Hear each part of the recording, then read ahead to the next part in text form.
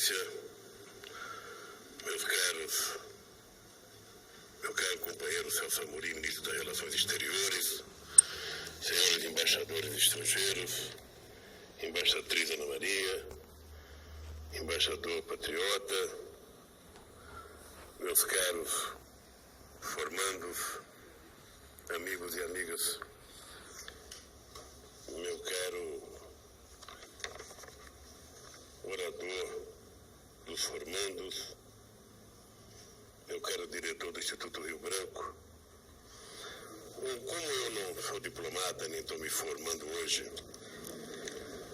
eu vou quebrar um protocolo aqui, que é o seguinte. Eu estou com um discurso muito bem feito, bonito, mas vai demorar meia hora. E eu penso que o Celso, um dia, o Itamaraty, publicará isso aqui, ou quem sabe a Rio Branco mesmo publicará como peça de estudo dos alunos. Vale a pena. Mas eu queria dizer duas palavras, porque já são 1h30. A emoção que os familiares estão aqui dos seus formandos, daqui a pouco começa a virar raiva, porque a fome não permite que ninguém seja carinhoso com ninguém. Eu queria dizer essas duas palavras. Primeiro, eu acho que os nossos meninos e meninas que estão se formando hoje, eles vão entrar no mundo da diplomacia brasileira, certamente, vendo o mundo um pouco diferente daquilo que a tua geração estava habituada a ver. Aliás, a gente, quando olhar o mapa mundi, a gente vai perceber que o norte não é tão grande como eles pensam que seja, o sul não é tão pequeno como eles pensam que seja. Ou seja, vamos começar a olhar o mundo mais igual, para que a gente comece a se entender e a ser respeitado no mundo. Eu gostaria de dizer para vocês uma coisa que marcou a minha passagem pela presidência da República. Nós estamos chegando num momento difícil, porque daqui para frente, todo ato que eu participar será o último. Tudo vai ser o último, foi o último BRIC, o último Unasul, o último Nações Unidas, ou seja, daqui a pouco eu tenho 9 meses de despedidas constantes e essa é a minha última participação aqui como presidente na formação dos nossos diplomatas. E dizer para vocês que eu disse um dia para o Celso, você precisa tomar muito cuidado, porque o Brasil começou a ficar importante. E quando o país começa a ficar importante, começa a gerar ciúmes. E quando começa a gerar ciúmes, nós começamos a arrumar inimigos. Porque aqueles que não foram capazes de fazer o que você está fazendo, vão começar a se contra. Até porque durante muito tempo, nós somos induzidos a termos complexo de vira-lata nesse país. O importante era a gente não ser ninguém. Ser alguém era um privilégio de outros e não nosso. O Celso poderia dizer a vocês a primeira reunião que nós fizemos com o G8. Eu lembro em Evian, eu com 6 meses de mandato, com muito orgulho, sabia quem que eu estava representando lá, eu sabia de onde eu tinha vindo.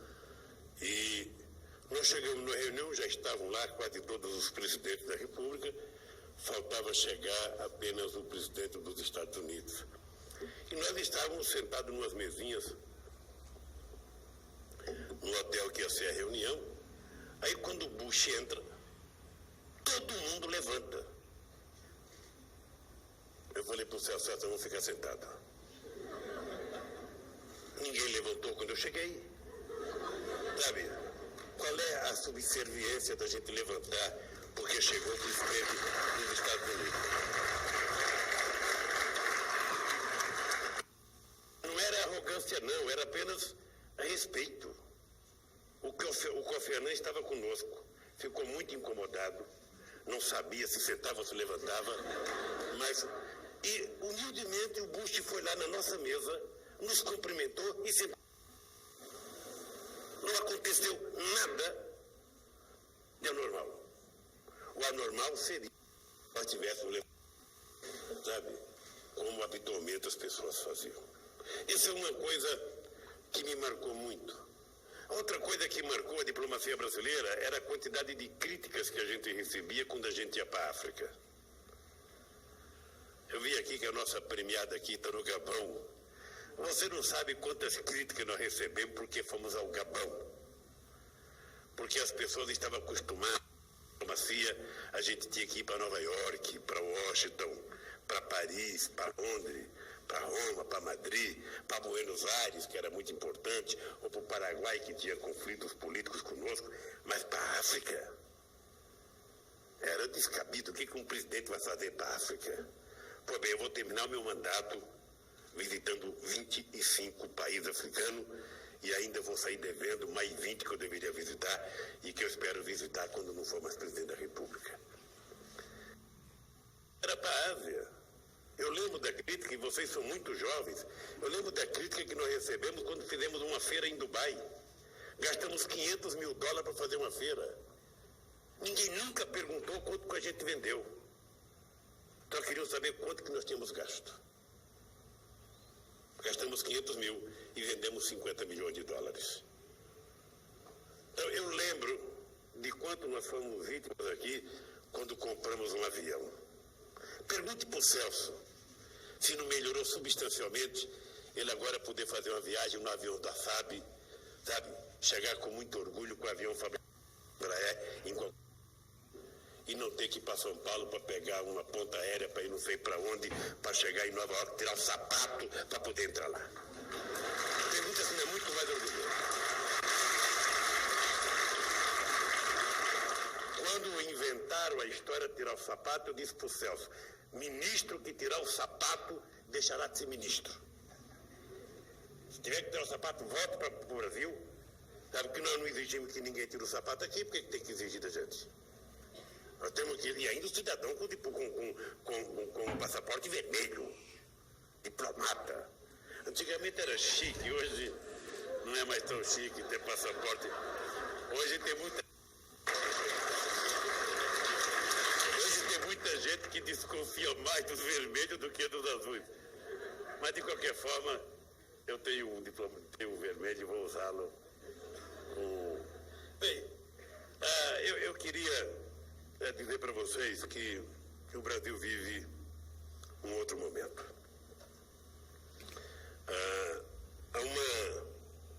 Há uma coisa, o Celso estava falando de um artigo, há uma coisa que vocês vão perceber, que o Brasil poderia ter feito as coisas diferentes. Por exemplo, o Brasil não precisaria ter intercedido para fazer um acordo na Venezuela. E graças ao Brasil, aquele acordo saiu e as coisas voltaram à normalidade da forma mais democrática possível. Todos vocês acompanharam como alguns queriam que eu partisse para a garganta do Evo Morales e esganasse ele quando ele disse que o gás era dele. E eu não fiz porque achei que o gás era dele mesmo. E que nós tínhamos que pagar o preço justo pelo gás. Todo mundo queria que eu pulasse na garganta do Lula e esganasse ele quando ele queria um pouco mais de dinheiro para o Itaipu, sabe? E eu acho que eles precisam. E por que eu acho que eles precisam? Porque o país, como o Brasil, que é a maior economia desse continente, o Brasil tem que ser um lado generoso. O Brasil tem que ser aquele que estende a mão, aquele que ajuda, aquele que permite que haja um avanço dos outros. O Brasil não pode ser, sabe, o grande país e os outros os pequenos países. Até porque não haveria espaço para felicidade, para tranquilidade, se a gente não tiver uma outra maneira de tratar os nossos vizinhos e fazer com que o crescimento do Brasil sirva para eles crescerem. Vocês certamente terão muito mais orgulho, e quando a gente começa a ganhar muito, Celso, a gente começa a incomodar. Talvez nem tanto os presidentes, mas talvez a burocracia intermediária que negocia. Eu tenho orgulho do que o nosso país fez com a coordenação do Celso na Organização do Comércio. Eu tenho orgulho quando países como os Estados Unidos, como países como a União Europeia toda, me procuravam: Lula, está nas suas mãos, você é que decide. Quer dizer, se eu decidisse do jeito que eles quisessem, do nosso próprio jeito, terminamos por não ter um acordo depois de um trabalho imenso. E não fizemos o acordo porque paralisou na divergência entre Estados Unidos e Índia. Divergência eleitoral, porque tinha eleição nos Estados Unidos em 2008 e tinha eleições em maio na Índia. E o Kamal, que era o negociador da Índia, era candidato na sua região no mês de maio. E o governo americano, pensando em ganhar as eleições, não queria mexer nada de comércio. O que é triste é que já fazem 2 anos e nunca mais ninguém tocou no assunto. Como se não tivesse uma necessidade de resolver a crise econômica negociando a rodada de Doha. Tem muita gente que não gostaria que o nosso querido Brasil fizesse retaliação nos Estados Unidos por conta do algodão. Ora, se a OMC tem regras, ela vale para o Gabão e vale para os Estados Unidos. Não pode valer apenas para um. Tem que valer para todos. O que o Brasil fez? Exercitou um direito universal. Regras estabelecidas pelos participantes. Graças a Deus, concluímos um acordo. E o algodão vai filho que tinha. E os pobres da África, países como o Beni, que produz 400 mil toneladas de algodão, vai poder viver mais tranquilamente mandando o seu algodão para o mercado internacional. Então, Celso, eu quero que você compreenda, e esses meninas compreendam, que o Brasil ganhou muita importância por isso. Muitas vezes o Itamaraty é criticado pelas coisas boas que faz. O embaixador, se ele só gosta de participar de coquetéis toda noite. Convocar alguém da imprensa para junto, não vai ter crítica nenhuma. Criticam quando ele tem posições políticas definidas. Critica quando ele tem posições de autoestima de defender o seu país. Aí nós recebemos crítica. Como recebemos quando colocamos a China, sabe, como parceiro comercial nosso, como parceiro estratégico. Quando decidimos fortalecer o mercado. Quando decidimos criar a Unasul, decidimos criar, sabe, a comunidade da América Latina e Caribe. Tudo que une os iguais, nós temos crítica. Porque, na verdade, viu, Celso, eu acho que o Itamaraty, com todo o trabalho prestado ao Brasil, algumas pessoas ainda pensam que o Itamaraty, sabe, foi criado para ser uma coisa de relações de G10, G15, G20, só coisa dos mais ricos. E não um país que criou 34 embaixadas no nosso governo. E eu quero dizer que é com muito orgulho quando eu vejo um menino ou uma menina ir para São Tomé e Príncipe e ir para o Gabão. E hoje é muito importante, porque muitos diplomatas brasileiros pedem para ir para esses lugares. Uma demonstração de que a gente começa a ter mais orgulho, não apenas mas do nosso país. E a gente sabe que ninguém vai respeitar a gente se a gente não se respeitar. Está aqui um companheiro que estava na Venezuela. E é com muito orgulho que quando a gente cria a comunidade, sabe, de nações do Caribe, da América Latina, sabe, que um companheiro, presidente da República de outro país, veio a pedir: ô Lula, pelo amor de Deus, manda o seu embaixador para me ajudar a redigir o documento, que nós não temos condições de fazer. Além da relação de confiança, é a relação da competência. E é isso que faz com que Itamaraty seja essa casa de excelência que nós somos. Sempre fomos, historicamente.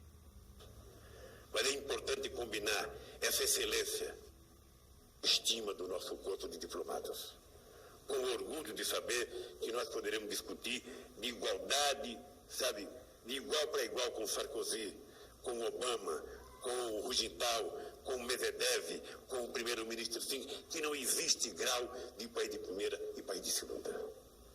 Um pode ser mais rico do que o outro, mas a nossa terra é tão importante quanto a deles. E a nossa ação tem que ser tão importante quanto a deles.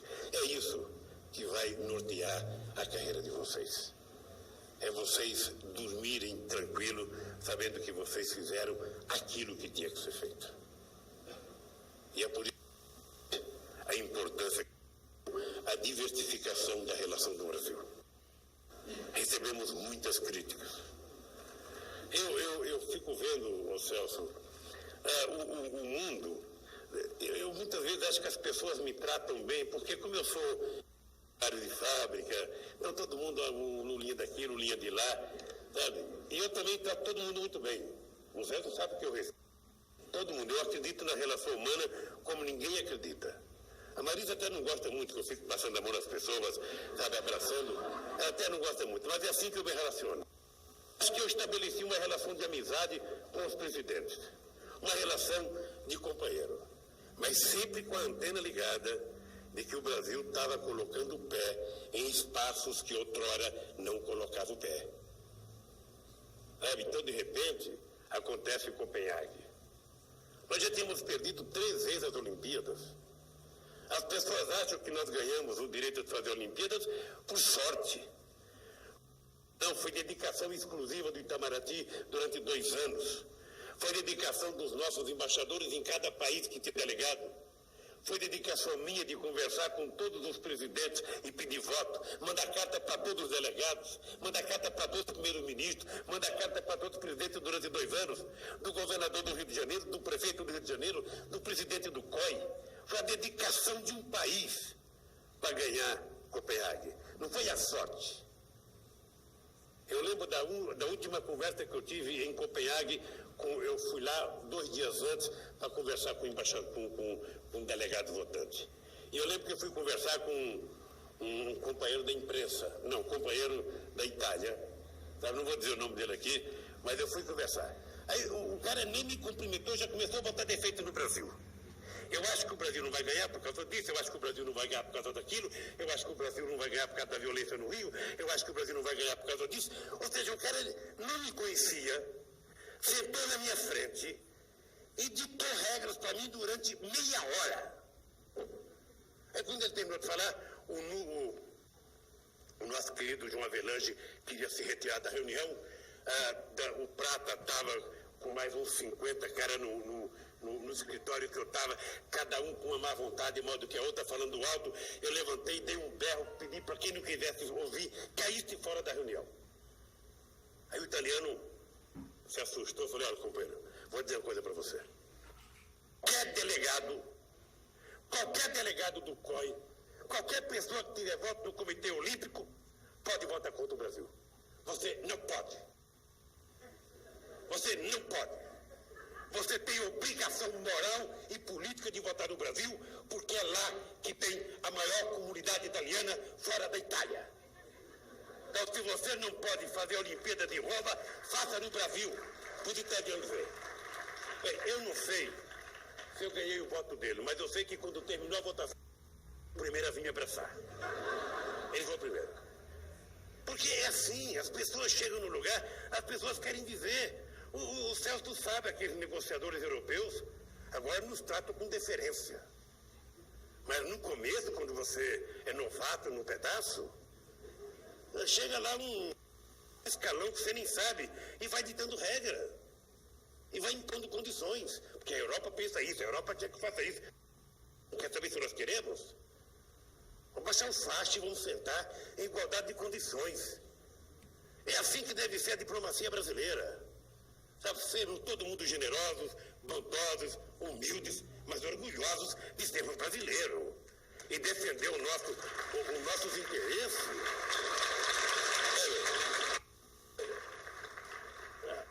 Agora em Copenhague, no COP15, a Marisa já está reclamando ali. Se ele tivesse lido o discurso, já tinha acabado. A experiência de 36 anos de casado, é isso aqui. Mas eu vou contar a última, essa da COP15. A COP15 estava desenhada extraordinária, onde os países ricos queriam acabar com o protocolo de Kyoto, porque ninguém queria compromissos com metas e ninguém queria compromisso com financiamento. E estavam os países todos combinados para jogar todo o peso da responsabilidade em cima dos países em desenvolvimento, sobretudo da China. Nós mandamos uma boa delegação para lá, e a mente tomou uma decisão de que a gente iria diminuir a emissão de gás de efeito estufa de 36% a 39% até 2020, que nós iríamos reduzir o desmatamento da Amazônia em 80% até 2020. Então o Brasil chegou lá com a autoridade moral que está esse menino do Santos agora, todo mundo quer convocar ele para a seleção. Esse menino Neymar. O Brasil chegou com essa autoridade moral. Todo mundo queria ver qual era a paradinha que o Brasil ia dar. E para que lado que o goleiro ia cair. Vamos lá, cheguei lá, tivemos bilaterais com todos os países europeus, todo mundo queria saber o que o Brasil estava pensando, o que o Brasil ia fazer, o que... Sabe? Bom, foi ficando claro para ele que nós não íamos prejudicar. E foi ficando claro para ele que nós não queríamos acabar com o protocolo de Kyoto. E foi ficando claro para ele que nós queríamos que todos tivessem responsabilidades, porém diferenciadas, e que cada um pagasse pelo estrago que cometeu no planeta. Isso posto, pediram para eu convocar uma reunião depois das 10 horas da noite. E fomos para o jantar com a rainha, então eu convidando todo mundo, vamos para a reunião. Eu não fazia isso nem no tempo que eu era dirigente sindical. Mas 3 horas da manhã, a gente estava apinhado numa sala, que não tinha cadeira para todo mundo sentar, discutindo palavras e artigos.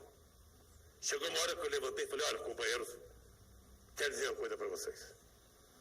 Nós, no meu país, já fizemos a lição de casa. O embaixador Figueiredo estava conosco, né? Aliás, um craque, viu, Celso? Um craque. Um craque na arte de negociar, na arte de flexibilizar e na arte de endurecer quando é necessário endurecer. Então estávamos lá, aí 3 horas da manhã, eu falei, sabe uma coisa, gente? Nem no tempo que eu era dirigente sindical, eu ficava numa reunião discutindo artigos e palavras. Eu vou embora. Levantei e fui embora. Dia seguinte, às 9 horas, começamos outra vez. Quando foi meio-dia, não vai dar acordo. Levantamos. Aí ninguém conversava com ninguém mais. Ficou aquele samba do crioulo doido. Ficou aquele negócio assim. Quando foi 5 horas da tarde, nós pedimos uma reunião. Brasil, China, Índia e África do Sul. O BASIC. Porque também o Itamaraty é que nem o governo. Você pensou a palavra, já faz uma sigla. Então, é verdade, começamos a reunião um dia com um tal de BASIC. Bem, aí, qual não é a nossa surpresa que Brasil, China e Índia estavam bem afinados. E África do Sul. Brasil, China, Índia e África do Sul. Bem afinado. O G77, os países africanos, todo conosco. O nosso companheiro chave do Evo Morales, mais radicalizando. Ou seja, e aí, lá pelas tantas, entra o presidente Obama. Sabe? Primeiro chegou a Hillary Clinton, os chineses não quiseram deixar ela entrar. E ela dizia, eu sou secretária de Estado. Acho que os chineses não entendiam. Ela entrou na reunião do BASIC, sabe? E daqui a pouco estava a Europa reunida num canto, chegou o Obama e falou, olha, eu vim aqui para conversar, se precisava fazer um acordo. Então, sentou o Obama lá, depois de uma hora e pouco, fizemos um acordo, ele fez algumas propostas, algumas nós aceitamos, outras nós recusamos, fizemos um acordo. Ou seja, e depois acabou a reunião sem ter o sucesso que tinha, que nós vamos ter que trabalhar para o COP16. Por que eu estou dizendo isso? Na história política da humanidade, toda vez que aqueles que têm similaridades se juntarem, eles ganham muita força. O problema sério é quando os iguais se juntam aos diferentes, e sobretudo aos ricos, nunca se juntam aos pobres, para formular políticas de unidade, políticas que permitam a coesão entre os países. Então, quando a gente começa a espaços, nós vamos arrumando adversário. Então, o Brasil na OMC teve um problema, o Brasil em Copenhague teve outro problema, o Brasil nas Olimpíadas teve outro problema, tá? E assim a gente vai arrumando, ou seja, a gente foi chegando num baile que tinha 3 caras bonitos, 50 mulheres, de repente chega mais 50 bonitos e as mulheres vão ficando rareando, as pessoas não querem. E vale de mulher para homem também. Ou seja, o dado concreto é que o Brasil não é mais coadjuvante. O dado concreto é que o Brasil cresceu. O dado concreto é que o Brasil virou importante. E não virou importante apenas porque temos 200 milhões de habitantes, 8 milhões e meio de quilômetros quadrados. Viramos importante porque temos políticas importantes. E eu falo sem medo de errar, porque temos na figura do Celso, liderando a diplomacia brasileira, talvez o melhor diplomata em ação hoje de todos que eu conheço. De todos.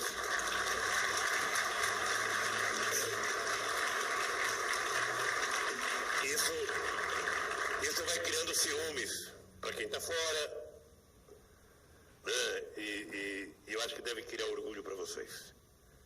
Muito orgulho. E vocês estão entrando na carreira diplomática, sabe, num momento auspicioso da história desse país. E não pode ter retorno. Não pode ter retorno. Ou seja, a gente não pode voltar ao tempo que o Brasil... E eu defendo mais embaixada, defendo mais dinheiro para o Itamaraty. Ou seja, acho que a gente não tem... Eu, quando chego num lugar qualquer, eu vejo a embaixada da França, a embaixada da China, a embaixada americana. É do tamanho da esplanada dos ministérios. Tem mais gente do que todo o Itamaraty. E às vezes a gente chega na nossa, tem 2 funcionários. Sabe? Não se queixa do salário por respeito ao presidente, mas a gente sabe que a gente precisa melhorar muito. E eu sei que nós já melhoramos. Eu sei, nós já duplicamos quase o número de funcionários, já melhorou o salário, mas eu sei que é pouco. Pela excelência que é a nossa diplomacia, nós precisamos estar em todos os países, com embaixadas preparadas, com muitos especialistas, para fazer intervenção em todos os assuntos, Celso. Eu não tenho dúvida nenhuma, sabe, que dentro de 4, 8 anos nós iremos ter muito mais orgulho do Itamaraty. Itamaraty deixou de ser aquela coisa bonita, inteligente para poucos. Nós queremos continuar bonitos e inteligentes para todos e para muitos. É esse o nosso papel. Por isso, meninas e meninas, que Deus dê força para vocês. Se depender do discurso do que falou em nome de vocês, a turma tem tudo para ser uma turma vencedora. Um abraço, que Deus abençoe todos vocês e parabéns.